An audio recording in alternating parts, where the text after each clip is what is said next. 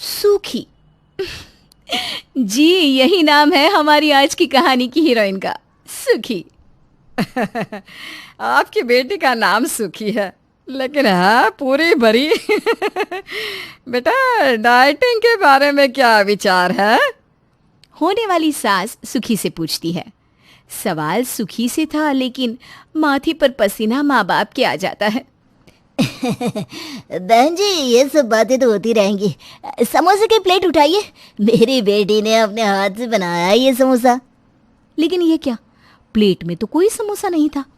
पास बैठी सुखी के दोनों हाथ समोसे से भरे होते हैं। लग रहा है बेटे को खाने का बड़ा शौक है। वो क्या है ना, चख रही होगी कि कैसे बने हैं। वो क्या है ना, यूँ कढ़ाई से तला निकाला और सीधा प्लेट में आप लोगों के सामने रख दिया।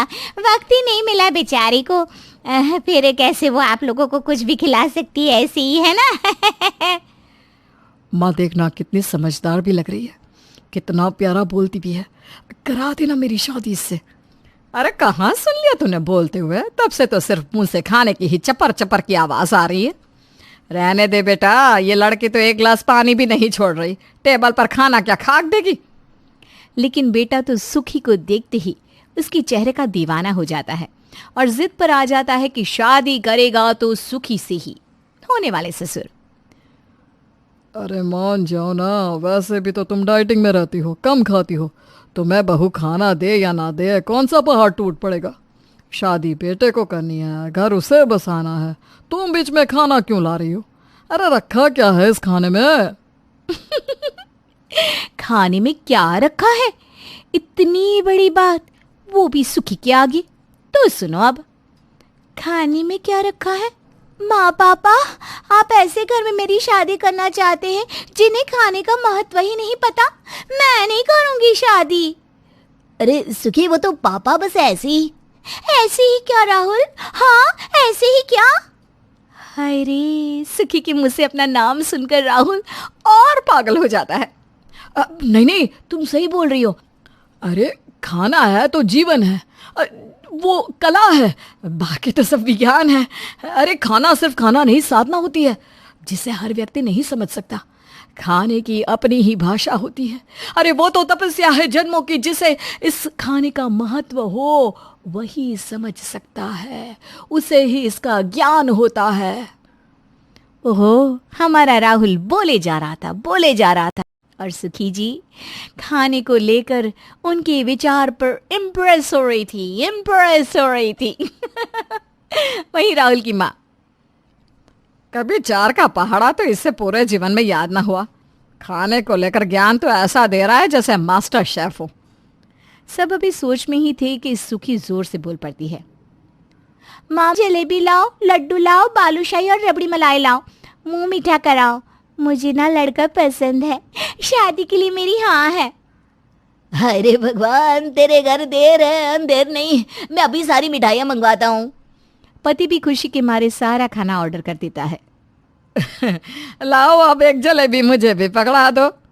लेकिन कहाँ किसी के हाथ कोई जलेबी या लड्डू आ रहा है।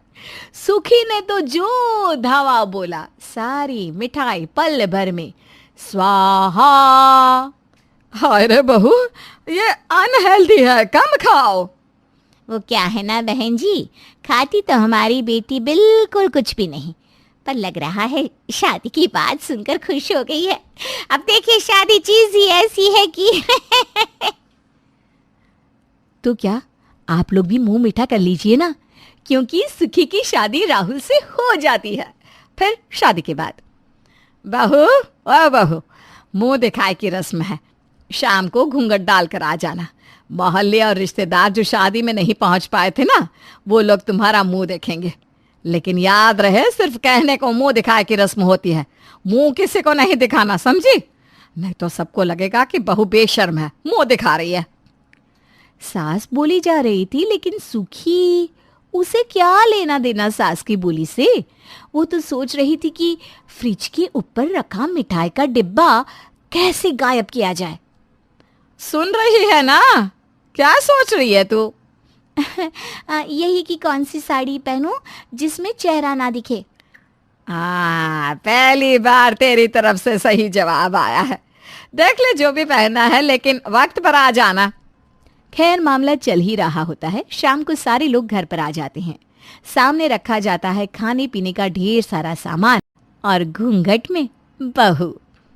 बहू घूंघट के अंदर से, हाय रे क्या है ये तो मेरी मनपसंद कचौड़ियाँ हैं, पर कैसे लूँ? सभी बातों में बिजी रहते हैं कि धीरे से सुखी एक कचौड़ी फटाक से घूंघट के अंदर कर लेती है। हाय रे, बाबा बाबा मजा आ गया। एक कचौड़ी में तो समझो गला भी गिला नहीं हुआ मेरा। क्या करूं? लड्डू, पेठे और वो इमली की चटनी, आय आय आय हाय, क्या करूं मैं? फिर क्या, उस्ताद सुखी सटासट लड्डू कचौड़ी के साथ चटनी समोसा सब उड़ा रही थी, लेकिन किसी की नजर नहीं पड़ी। बस बात ही करते रहेंगे कि कुछ खाएंगे भी। फिर बहू की मुंह दिखाई की रस्म भी तो है। लो लो खाना। खाना? क्या खाना? कहाँ खाना? खाना तो सारा बहू के पेट में। अब बहू ना डकार ले पाए और ना ही क्या खाए बहन जी? ये खाली चटनी की कटोरी चाट ले, या फिर ये जो आलू बचे हैं समोसे के अंदर के। अरे छोड़ो ना, एक गिलास पानी भी तो नहीं बचा। कहाँ गया इतना सारा खाना? सास तो समझ रही थी कि खाना कहाँ गया, लेकिन कहती क्या। वो बस धीरे से बहू के पास जाती है और उसका धीरे से घूंघट उठाती है। बहू के चेहरे पर पापड़, बिस्किट, चटनी सब लगा होता है। होए रे बहू, तूने तो नाक कटाने के सारे इंतजाम कर रखे हैं। जा अब अपने कमरे में शक्ल ठीक करके आ। बहू चली जाती है। सास फिर से खाना बाजार से ऑर्डर कर देती है। कार्यक्रम शुरू होता है। बहू के चेहरे की तारीफ हर कोई करता है। फिर सारे कार्यक्रम के बाद, अरे सुखी बहू, तेरा तो सिर्फ नाम सुखी है। तू तो पूरी मोटी ताज़ी है। इतनी मोटी कैसे हो गई? कोई बीमारी है क्या? हाँ है ना, खाने की बीमारी। थोड़ी भी डाइटिंग नहीं करती, पर कोई ना, आप लोग खाओ, मैं उसका खाना कमरे में भिजवा दूंगी। वो क्या है ना, इतनी हैवी साड़ी पहनकर कहाँ खाना खाया जाता है। हाँ ये तो है, लेकिन बहू ये लो कुछ तो खा लो, भूखी होगी। बहू जो कि न जाने क्या क्या डकार चुकी थी, सामने बर्फी की प्लेट देखते ही सारी की सारी प्लेट ही ले लेती है। वो मैंने तो एक ऑफर किया था। बोला था ना आपको, खाने की शौकीन है। फिर तो भूख ज्यादा ही लगी होगी। तुम ना खाना पहले उसे ही दे दिया करो। तो ऐसी चल रही थी सुखी की जिंदगी। खाने पीने को लेकर सभी दुखी तो थे, लेकिन कोई था जो सुखी के घर आने से बहुत खुश था, और वो थे ससुर जी। एक सुबह, मैं जरा वॉक पर जा रही हूँ, बहू वापस आने पर करेले का जूस पीऊंगी, बना कर रखना, समझी? सास चली जाती है। बहू ध्यान ही नहीं देती कि घर में कोई और भी है। सास का गुस्सा जोर से फूट पड़ता है। वो जोर जोर से चिल्लाती है और फिर वॉक पर चली जाती है। करेले जैसी जबान हो गई है इनकी, करेला पी पी कर। अरे करेले की सब्जी बना लो, मिठाई बना लो, ना हो कुछ तो करेले का भरवा अचार बना लो। पीस कर कड़वा जूस कौन पीता है? आज तो सोचा था छोले भटूरे खाऊंगी, लेकिन नहीं, लग रहा है नसीब में ये उबले स्प्राउट्स के सिवा कुछ नहीं। बहुत खुश तो दलिया बना लो। कहाँ फंस गई मैं? वो तो बोल ही रही थी, लेकिन ये नहीं देखा कि सामने खड़े थे ससुर जी। अरे पापा जी, आई एम सॉरी। वो ना मैं बस ऐसी, वो क्या है ना, करेले का जूस बनाने जा रही थी। आप पियेंगे क्या? देख बहू, तूने जो जो बोला ना तेरे सास के बारे में, वो सब समझता हूँ, जानता हूँ मैं। तो अगर मैं उसे ना बताऊँ, इसके लिए तुझे आज मुझे छोले भटूरे खिलाने होंगे। पापा जी सच्ची आपको भी पसंद है भटूरे छोले? अब क्या बताऊं बेटा, तेरी सास ने तो सच्ची सारा खाना पीना छुड़वा दिया। करेला पी पी कर तो मुझे लगता है कि मेरी रगों में अब खून नहीं, करेला ही बहता होगा। बेटा ज़रा कुछ अच्छा मुझे भी खिला पिला दिया कर। बहू खुश कि पापा जी भी उसी की तरह है। अब क्या था? अरे बहू, तेरे आने से पहले तो घर में एक पाव तेल 2 महीने चलता था, अब तो 5-5 लीटर के कैन यूँ खत्म हो रहे हैं। माँ जी आपको पता है ना, तेल कितने रुपए लीटर है, और ये महंगे ड्राई फ्रूट्स, बिना मौसम की करेले और ये सब जो आप खाती है ना, उनसे तो मेरे तेल का बजट कम ही है। और मुझे कोई तेल पीने का शौक नहीं है जो आप ऐसे बोल रही हैं। अरे तेल पीने का नहीं, पर सब कुछ तल देने का तो शौक है ना तुझे। वो शौक कब खत्म होगा तेरा?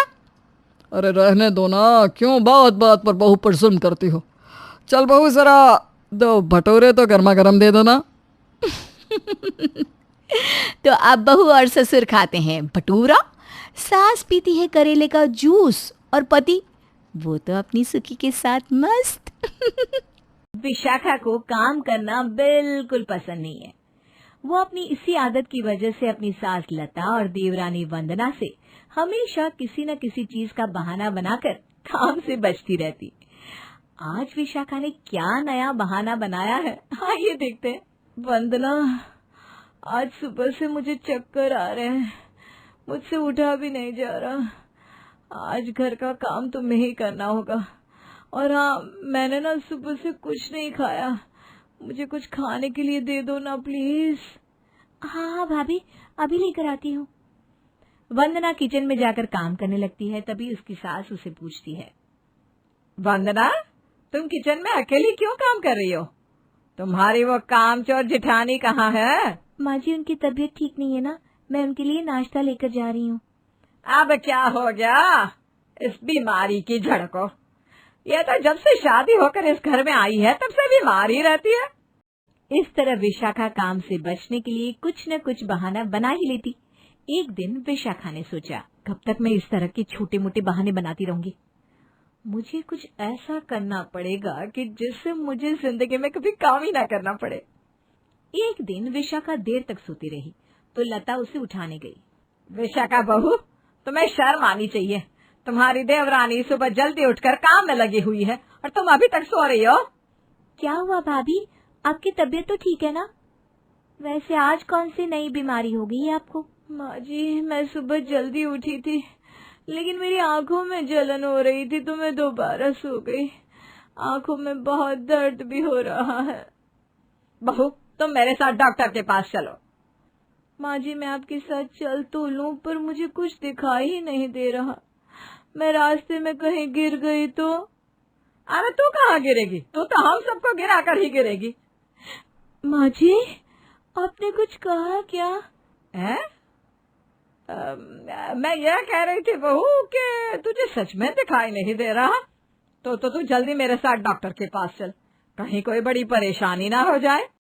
लता विशाखा को लेकर डॉक्टर के पास जाती है। विशाखा डॉक्टर को रुपए देकर सारा मामला फिट कर देती है। डॉक्टर बाहर आकर लता से कहता है, आपकी बहू की आंखों की रोशनी चली गई है, माफ कीजिए पर वो अभी कभी नहीं देख पाएगी। ये सुनकर लता को बहुत दुख होता है। वो अपनी बहू को घर लेकर आती है। अब सास और देवरानी उसकी बहुत सेवा करती। विशाखा सोचती है, मेरा भी जवाब नहीं है, कितना अच्छा बहाना बनाया है मैंने। अब बेचारी वंदना को ही सारा काम करना पड़ता है।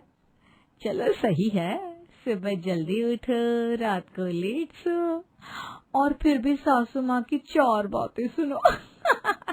विशाखा ये सब सोच ही रही थी कि अचानक उसके पास लता और वंदना आई। विशाखा बहू, देखो हम तुम्हारे लिए क्या लाए हैं। काश मैं देख पाती माँ जी कि आप दोनों मेरे लिए क्या लाई हो। भाभी, आप दुखी मत हो। वैसे आपको कैसे पता चला कि मैं भी माँ जी के साथ आई हूँ? वो मुझे लगा कि 2 लोगों के पैरों की आवाज है, तो मैं समझ गई कि माँ और तुम्हारे सिवा और कौन आएगा मेरे पास। वैसे क्या लाई हो ये तो बताओ। बहू, मैं तुम्हारी और वंदना के लिए साड़ी लाई हूँ, तुम्हें जो पसंद है वो ले लो। माँ जी, मैं ये वाली, मेरा मतलब है इनमें से कोई लाल रंग की साड़ी है क्या? हाँ बहू, है ना इसमें लाल साड़ी। हाँ तो माँ जी, मुझे वही दे दीजिए। लता विशाखा को लाल साड़ी दे देती है, लेकिन विशाखा की हरकतों ने वंदना के दिल में शक पैदा कर दिया। भाभी सच में अंधी है या हमें बेवकूफ बना रही है? पहले तो इन्हें ये पता चल गया कि कमरे में 2 लोग आए हैं, उसके बाद भाभी ने बिना कुछ बोले ही ये वाली कहकर साड़ी भी पसंद कर ली और बाद में लाल साड़ी की बात कहने लगी। मुझे इस बात का पता लगाना होगा। अब वंदना हमेशा ये चेक करने लगी कि विशाखा अंधी है या नहीं। एक दिन वंदना ने अपनी जेठानी को चाय दी और जानबूझकर उसके कपड़ों पर गिरा दी। ओह सॉरी भाभी, गलती से गिर गई चाय। वंदना, अंधी मैं हूँ, काम तुम कर रही हो अंधे वाले। चलो मुझे बाथरूम में लेकर चलो। वंदना विशाखा को बाथरूम में ले गई और खुद बाहर खड़ी हो गई। जब विशाखा बाहर आई तो वंदना सोचने लगी, अरे ये क्या, भाभी के कपड़े वहीं से भीगे हुए हैं जहाँ जहाँ चाय गिरी थी। अगर इन्हें दिखाई नहीं देता तो इन्हें कैसे पता चला कि चाय कहाँ गिरी है और कपड़े कहाँ कहाँ से साफ करने हैं। इसी तरह एक दिन वंदना टीवी देख रही थी, तभी वहाँ विशाखा आ जाती है।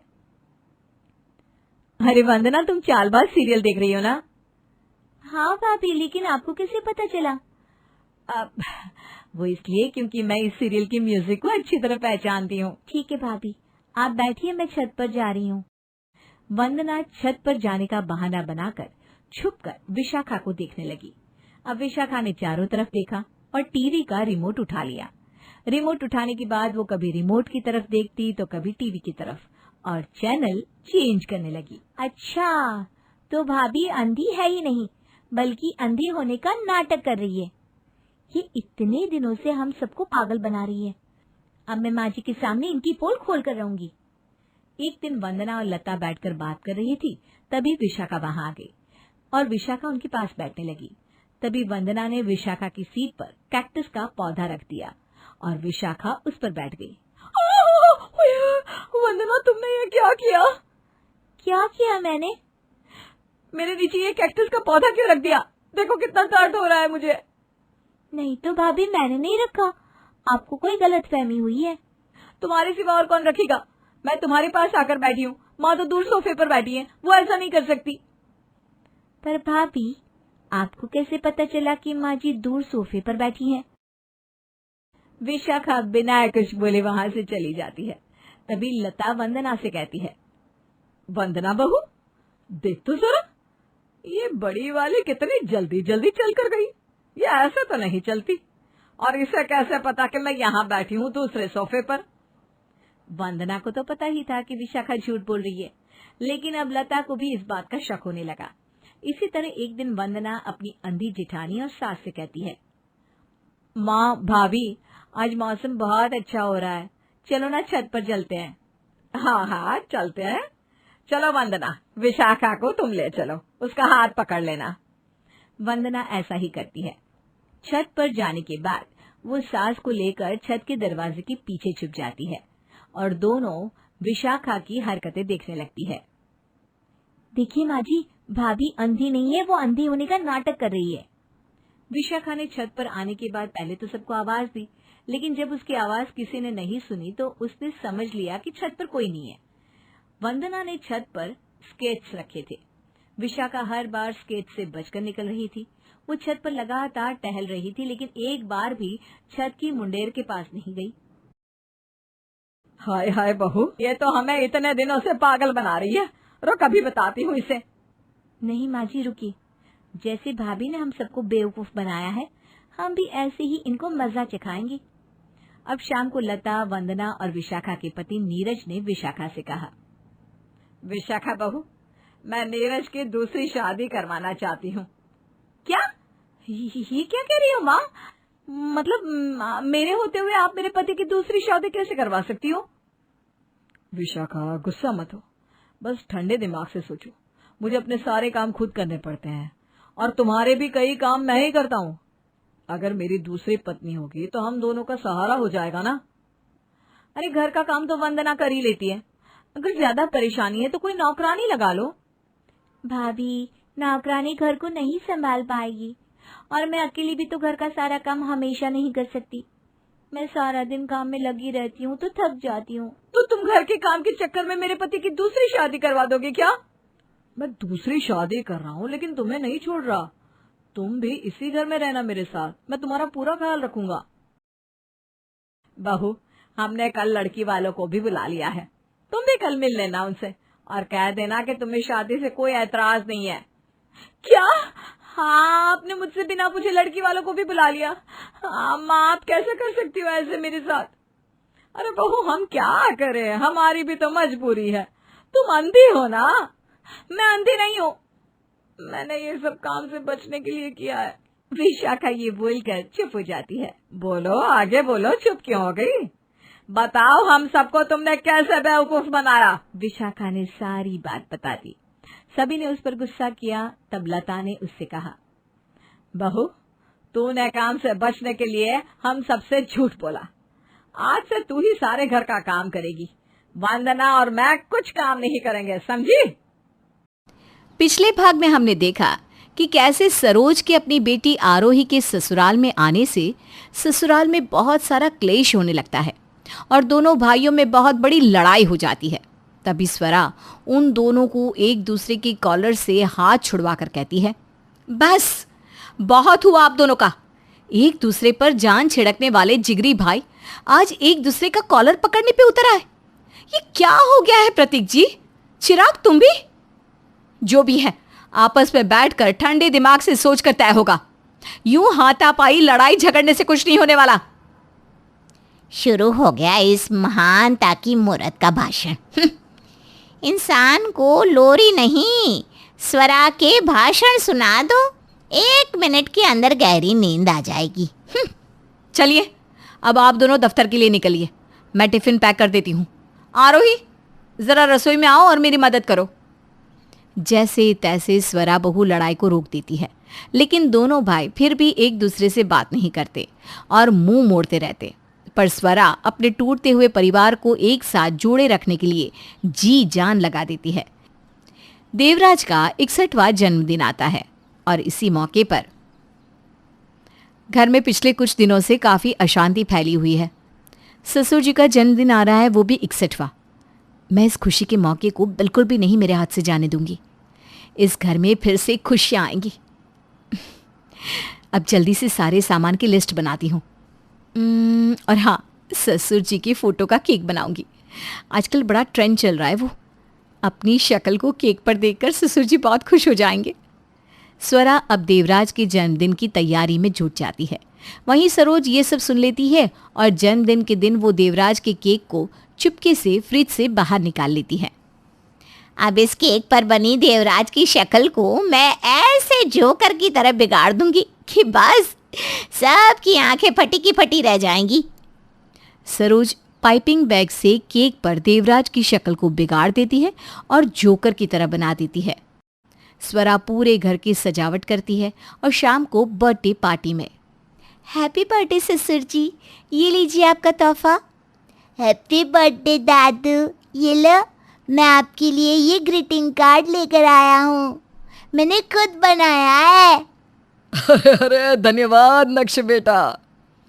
अरे भाई, केक शेक है कि नहीं जन्मदिन की हैप्पी बर्थडे पार्टी में? हैं? हाँ, मुझे भी केक खाने का बहुत मन है, जल्दी से केक लाओ। अभी लाती हूँ, जरा सब्र तो रखो। स्वरा केक रसोई से बाहर लाती है और केक को खोलती है। देवराज अपनी शक्ल को देखकर बहुत गुस्सा हो जाता है और सभी हैरान रह जाते हैं। ये सब क्या है स्वरा बहू? तो ये था तुम्हारा सरप्राइज? हाँ हाय दैया, समधी जी, आप तो एकदम ठठोलिया विदूषक लग रहे हैं। क्या स्वरा अपने ससुर का कोई इस तरह मजाक उड़ाकर अपमान करता है क्या? सच में जिठानी जी, आपसे ये उम्मीद ना थी। अरे स्वरा बहू, तू कब से इतनी बिगड़ गई? तुझे अपने ससुर का भी लिहाज नहीं रहा क्या? लेकिन सासू माँ, मैंने तो केक ऑर्डर करते वक्त सही फ़ोटो भेजी थी। ये ज़रूर केक शॉप में ही किसी ने किया होगा। एक खुशी का मौका मिला था, वो भी हाथ से छूट गया। हमें ज्ञान के मोती बटोरती रहती हो, लेकिन असलियत में तो तुम्हें ज़रूरत है उनकी। सरोज और आरोही की ये चाल भी कामयाब हो जाती है। ऐसे ही सरोज अपनी बेटी आरोही के दिमाग में ससुराल वालों के खिलाफ का पेट्रोल भरती ही रहती है। आरोही, हमने हमारे मकसद को आधा तो पूरा कर दिया है।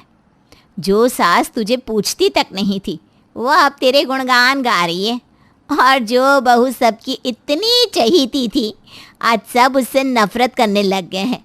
बस थोड़े दिन और, फिर जब समधी जी, देवराज, स्वरा और प्रतीक यानी कि तेरे जेठ जेठानी को धक्के मारकर इस घर से बाहर निकालेंगे ना तो पूरी जायदाद तुम्हारे नाम हो जाएगी। हाँ mummy, you are right, thank you. अगर आप मेरे इस सोए हुए दिमाग को नहीं जगाती तो न जाने मेरी जिठानी किन किन चीज़ों पर कब्जा कर बैठती। अब अगली चाल की तैयारी करते हैं। स्वरा तो छत पर कपड़े सुखाने गई है और कुछ ही देर बाद बरखा भी छत पर वो सुबह का कौन सा वाला विटामिन लेते हैं, वो वही अंग्रेजी बाराखड़ी में AXYZ, नहीं विटामिन जेड। ओफो, इट्स विटामिन डी मम्मी। हाँ वही।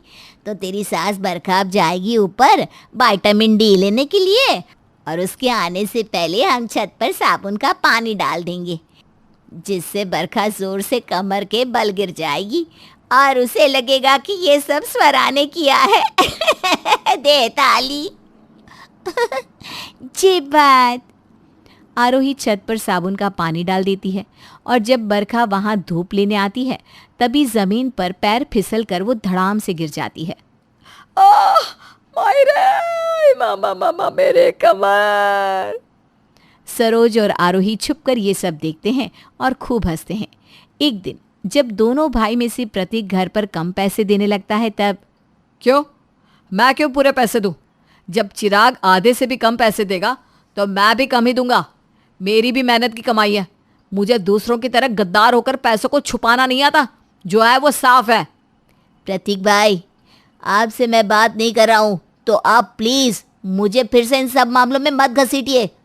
फिर से मुंह मत चला वरना तेरा मुंह तोड़ दूंगा। आइए तोड़िए। नहीं, आज तो आप तोड़ ही दीजिए मेरा मुंह। देखता हूँ ना मैं भी कैसे तोड़ते हैं आप मेरा मुंह। तेरे तो। प्रतीक और चिराग में फिर से लड़ाई होने वाली होती है कि तभी बरखा जोर से चिल्लाती है। शांत, एकदम शांत। बस बहुत हो गया तुम दोनों का। तुम दोनों को अपनी तनख्वाह नहीं देनी है ना, मत दो, अपने पास ही रखो। अगर आपस में मिलजुल कर नहीं रह सकते तुम दोनों तो फिर अलग हो जाओ। अब इस घर का बंटवारा होगा। इस घर में अब एक चूल्हा नहीं, दो अलग अलग चूल्हे जलेंगे। एक तरफ स्वरा और प्रतीक रहेंगे तो दूसरी तरफ आरोही, चिराग और नक्श। और मैं कहाँ रहूंगी फिर? छत पर? नहीं सरोज जी, आप और हम अपने अपने कमरे में ही रहेंगे। अब बस यही फैसला है हमारा। जिसे जो सोचना है सोच लो, जो करना है कर लो। बहुत दिलचस्पी है ना परिवार को बिखेरने की, तो अब बिखर ही जाने दो परिवार को। सभी बरखा के इस फैसले को सुनकर चौंक जाते हैं और घर का 2 हिस्सों में बंटवारा हो जाता है। स्वरा और प्रतीक अपनी अलग अलग शुरुआत करते हैं। सरोज की चाल अब पूरी टेढ़ी हो जाती है। ये क्या, इस कहानी ने तो अजीब सा ही ट्विस्ट ले लिया। बेवकूफ बुढ़िया, ये बरखा भी ना बंटवारा सुना दिया। बंटवारे की जगह दोनों बेटों को प्रॉपर्टी का हिस्सा देकर अलग अलग रहने को कह देती। अरे दिमाग होगा तब ये ऐसा सोचेगी ना। एक दिन सरोज जब एक ज्वेलरी शॉप में गहने खरीदने जाती है तभी वहां पर एक ज्वेलरी सेट चोरी हो जाता है और सीसीटीवी फुटेज में ये पता चलता है कि एक आदमी ने ये चोरी की है, जिसके पीछे सरोज भी जाती है और उससे बात करती है। अरे आप सबकी अकल क्या घास चने गई है? मैंने कहा ना, मुझे एक फ़ोन कॉल आया था इसलिए मैं उस आदमी के पीछे गई थी और मैंने उस आदमी से बात नहीं की। वो खुद ही मुझे बबली नगर का पता पूछ रहा था और मैंने उसे पता बताया, फिर वो चला गया। अरे सीसीटीवी में ये सब कैद हुआ है, लेकिन क्या बातें हुई ये तो नहीं सुनाई दे रही ना। तो आप सब किस बुनियाद पर मुझे गिरफ्तार कर रहे हो? देखिए मैडम, आपको जो कुछ भी कहना है ना, अब सीधे अदालत में जज साहब के सामने कहिएगा प्लीज। हद है, ये आदमी पागल है क्या? इसको मैं बोल रही हूँ, समझ में नहीं आ रहा कैसे। चलो अब अदालत में ही फैसला होगा और जब मैं बेगुनाह साबित हो जाऊंगी ना तो तुझे डंडे से मार मार कर तेरा बैंगन का भरता बना लूंगी। देखियो बस तू।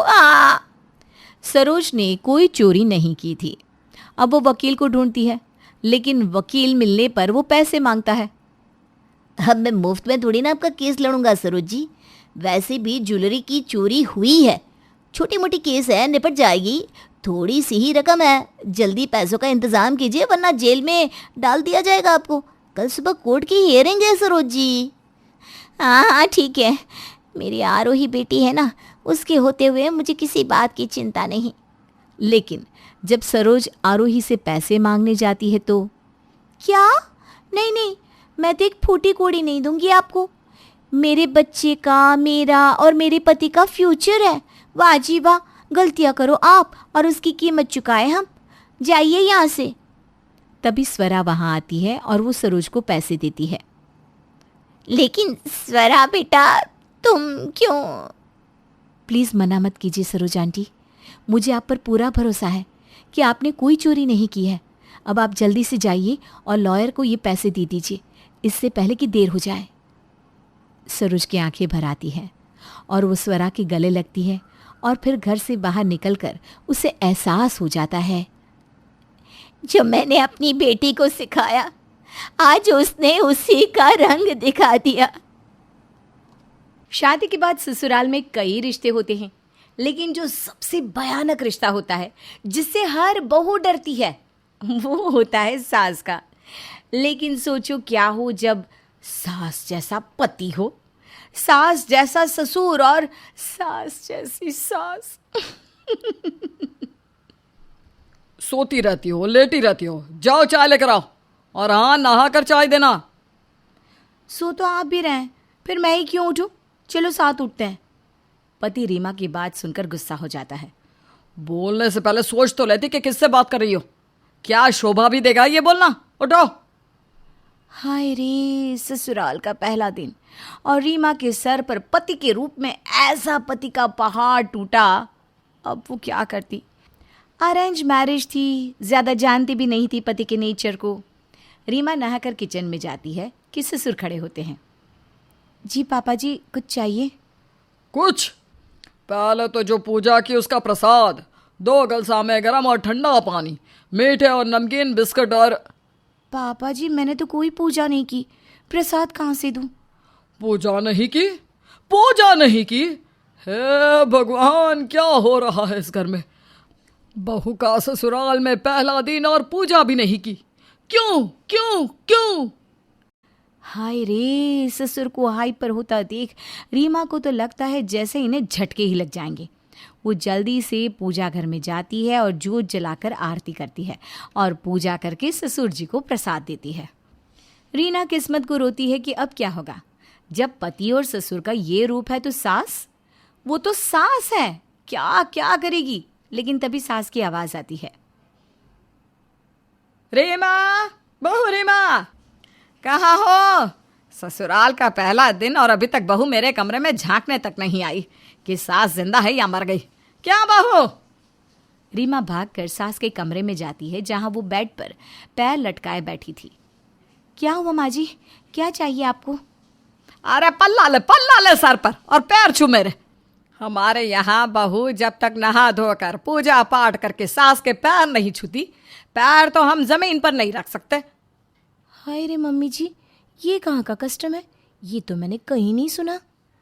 देख ले बहू, या तो पैर छूकर सास को जमीन में पैर रखने दे, या फिर सारा वॉशरूम का काम मैं यहीं बेड पर कर लूं, फिर करते रहना साफ सफाई। अरे नहीं नहीं मम्मी जी, मैं अभी आपके पैर छू लेती हूँ। ये बोलकर वो सास के पैर छूती है और बाद में सास जमीन पर पैर रखती है। रीमा सारा काम करके बेड पर बैठती है कि तभी कुछ औरतें आ जाती हैं। अरे नहीं नहीं, बहू आई है, हम भी तो चेहरा देखें। हाय रे, अभी तो चैन मिला था, कौन आ गया? तभी सास की आवाज, बहू, अरे आ बहू, आजा बाहर देख, तुझे देखने वाले आए हैं। और हाँ, वो 50 किलो वाली साड़ी पहन लेना, 20 किलो के मेकअप के साथ। अरे बहू, इतनी देर भी मत लगा देना कि पड़ोसन चली जाए, वो भी तेरा चेहरा देखे बिना। हाय रे, रीमा कहाँ फंस गई। कितने अच्छे लग रहे थे ये लोग, लेकिन ये क्या, सास के नाम पर एक नहीं 3-3 सास। बहू जैसे तैसे तैयार होकर बाहर आती है। ठीक लग रही हो बहू। क्या हाल बनाकर रखा है, लग ही नहीं रहा कि कल की ब्याही है। बेटा, हाथ की मेहंदी भी नहीं हटी और तेरे चेहरे से नूर निकल गया। अब क्या बताएं, अब पता नहीं आजकल की लड़कियां चेहरे पर क्या क्या लिपापोती करती है। जब तक पार्लर में रहे तो ठीक, नहीं तो चेहरा ऐसा ही हो जाता है। और क्या, एक मेरी बीवी आई थी शादी करके, विश्वास मानिए बहन जी, मोहल्ले से स्ट्रीट लाइट हटवा दी थी नगर निगम वालों ने। वो क्या कहते थे कि सक्सेना की बहू को अंधेरा होने पर बाहर खड़ा कर दिया करो, गांव की बिजली बच जाएगी। रीमा तो ये सब सुनकर हैरान रह जाती है कि ये सब क्या हो रहा है, ये क्या बोले जा रहे हैं ये लोग। वैसे तो मैं पूरे 501 का लिफाफा लेकर आई थी, लेकिन माफ़ कर देना सक्सेनाइन, 100 रुपये भी ज़्यादा लग रहे इस चेहरे के लिए तो। हाय रे, अब तो हद होगी। सुबह से बहू ने इतनी बेइज्जती नहीं सही थी जो शादी के एक ही दिन में देख ली। बस करिए आप लोग, जो ठीक लगे दीजिए और निकलिए। 100 रुपये, ये लीजिए 2000 की नोट, बाहर बैठकर बांट लेना, मैं चली। बहू पैर पटक कर अंदर चली जाती है, लेकिन कान उसके पीछे से उसी कमरे में होते हैं जहां उसके सास ससुर बैठे होते हैं पड़ोसनों के साथ। मिजाज देख रही हो? अरे शक्ल नहीं तो कम से कम व्यवहार तो बना लेती। न जाने कौन सी बात चुप गई, हमने तो कुछ भी नहीं कहा। अरे मैंने तारीफ जो कर दी तुम्हारी, वही बर्दाश्त नहीं हुई लग रहा। आप भी ना कहीं भी शुरू हो जाते हैं। अरे कहीं भी क्या, जो सच है वो बोला। मुझे क्या पता था कि सास की तारीफ पसंद नहीं होगी। पड़ोसनी चली जाती है तो वहीं बहू भी अंदर सोच लेती है कि अब या तो मायके का रास्ता देखो या फिर इन लोगों को सुधार दो। अब शादी की एक ही दिन बाद वापस मायके जाना भी तो ठीक नहीं लगता, तो ऑप्शन में सिर्फ इन लोगों को सुधारना बचा है। लेकिन कैसे, चलिए देखते हैं। फिर एक रोज, बहू ओ बहू, जरा पैर छूकर आ, जल्दी वॉशरूम जाना है। बहू सुन लेती है, वो चुपचाप कमरे के बाहर ही खड़ी हो जाती है। रुक बुढ़िया, तेरी तो सारी प्रथा खत्म करती हूँ। फिर वो जोर से चिल्लाती है, माँ जी वो साड़ी का मैचिंग ब्लाउज नहीं मिल रहा, अभी थोड़ा वक्त लगेगा आने में। अरे यहाँ तो मैचिंग के चक्कर में है और मेरा प्रेशर हाई हो रहा है। रुक बुढ़िया, तूने मेरी जिंदगी का रायता बनाया है ना, देख मैं तेरी जिंदगी का क्या क्या बनाती हूँ। अरे बहू, तेरी सास का बुरा हाल हो रहा है, जल्दी से कमरे से बाहर निकल। उसका पैर छू ले, नहीं तो वो पैर जमीन पर नहीं रख पाएगी। बहू तो सन्न होकर कमरे में ही रही। काफी देर बाद बहू बाहर निकलती है। मिल गया सारा मैचिंग, कहाँ है सासू माँ? ससुर हाथ में बाल्टी लेकर खड़े थे। रहने दे तू तो बहू, अब तो काम हो गया तेरी सास का। अरे ससुर जी, अब मुझे क्या पता कि आज सासू माँ जल्दी उठ जाएंगी, मैं तो अपने वक्त से ही। बस करो अब, तुम्हारी तो पता नहीं नींद ही पूरी नहीं होती, सारी रात खर्राटे लेती रहती है। और फिर भी अब याद रखो, कल से और जल्दी उठ जाना है। जी जी ठीक है, जैसा आप बोले। फिर क्या था, रात को पति, अरे मेरी बुलबुल क्या प्लान है आज का? पति रोमांटिक होकर बीवी से बात करने लगता है। बस यार, मैं तो सोने चली, कल आप ही ने कहा है ना कि जल्दी उठ जाना, अब जल्दी उठने के लिए जल्दी सोना भी तो ज़रूरी है। Good night. पति बेचारा अपनी ही जाल में जा रहा था फंसता। उधर सास के कमरे में मैं ये सोच रही हूँ कि बहू से पैर छुआ कर जमीन पर पैर रखने वाली प्रथा खत्म ही कर देती हूँ। वो क्या है ना, आज सुबह जो हुआ मैं नहीं चाहती कि रोज रोज हो। अब प्रेशर तो सुबह ही बनता है ना। देख लो, मैं तो भाई नहीं झुकूंगा, बहू को जो ऑर्डर दिया है रोज उसे उसका पालन करना ही होगा। खैर, अगली सुबह अंधेरे में बहू नहा धोकर पति को चाय के लिए उठा देती है। ए जी उठ जाइए, मैं क्या कह रही हूँ, चाय पी लीजिए, लीजिए ना चाय। पति क्या करता, ना करता तो बीवी कल से हाथ से निकल जाती, ना करता तो खुद की बेइज्जती, और हाँ करता तो लो चाय दो। सुबह के 3:30 बजे चाय के साथ पति उठ जाता है। चाय पी लेने के बाद नींद भी कहाँ आनी थी, वो तैयार हो जाता है। लेकिन फिर ऑफिस में पति का बॉस, देखो रवि, काफी देर से देख रहा हूं मैं, ऊँघ रहे हो तुम ऑफिस में। ऑफिस सोने आते हो या काम करने के लिए? सॉरी सर, वो सॉरी वॉरी कुछ नहीं, आगे से मैं तुम्हें सोता हुआ ना देखूं, जाकर मुंह धोकर आओ। पास खड़ा रवि का दोस्त शरारती आवाज में कहता है। अरे बॉस, नई नई शादी हुई है लड़के की। क्या है रे, क्यों मजाक उड़ा रहा है? नहीं नहीं सर, ऐसी कोई बात नहीं है, आगे से ऐसा नहीं होगा। रवि मुंह धोकर वापस सीट पर आता है, लेकिन किसी तरह ऑफिस का काम करके वो वहाँ से निकलता है। घर आकर, माँ कहाँ है आपकी बहू? अरे बेटा, आज तो सारा दिन सोई है। आप किचन में जाकर खाना बना रही है। खुद सो रही थी और मैं सारा दिन ऑफिस में ऊँघता रहा। माँ जल्दी से खाना लगा दो, मैं सोने जा रहा हूँ।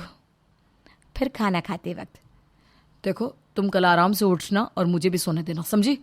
कोई ज़रूरत नहीं है मैं जब तक चाय ना मांगू मुझे देने की। क्या बात है, मुझसे कोई खता हो गई है क्या? ना सासू माँ सुबह पैर छूने को कहती है, अब तुमने भी चाय के लिए मना कर दिया। मेरा क्या कसूर है? अब बारी थी ससुर की। फिर क्या, बहू का ये फाइनल प्लान था। अगली सुबह, पिताजी गरम पानी कितना गरम और ठंडा कितना ठंडा? अरे बेटा, रोज देती हो उतना ही। अब क्या मैं थर्मामीटर लगाकर डिग्री तो नहीं बताऊंगा ना? हाँ वो तो सही बात है, लेकिन मीठा बिस्कुट कितना मीठा और नमकीन कितना नमकीन, ये तो बताना पड़ेगा ना। ससुर समझ जाते हैं कि अब बारी उसकी है। थोड़ी समझदारी दिखाकर, देख बहू, मुझे नहीं पता अब तू क्या करेगी, लेकिन मुझे पहले ही माफ़ कर दे। बस 1 कप नॉर्मल चाय और 2 बिस्किट दे दे। बहू मुस्कुराती है और किचन में चली जाती है। फिर घंटी बजती है और सामने खड़ी होती है बहू की माँ। अरे बेटा माफ करना, वो तेरी शादी की मन्नत उतारने वृंदावन के दर्शन करने गई थी, तो 4 दिन बात नहीं हो पाई। कैसे हैं सब ससुराल में? माँ राधा रानी की कृपा से 4 ही दिन में सब ठीक है।